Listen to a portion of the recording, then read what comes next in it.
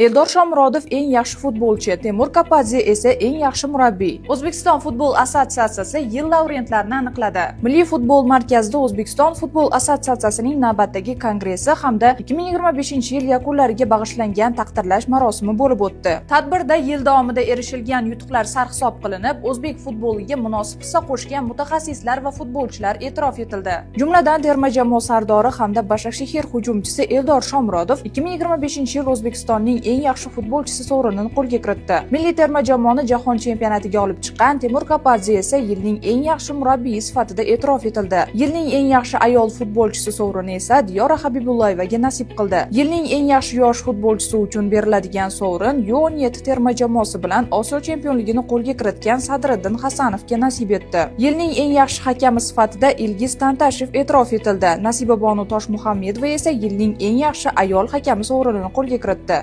Shuningdek, yana ko'plab nominatsiyalarda g'oliblar e'lon qilindi. Futbolimiz nuroniysi Ahror Inoyatov, fidoyilik ramzi Husan Temirov va ayollar futbolida yilning eng yaxshi murabbiyi nominatsiyasida Vladislav Xan g'olib deb topildi.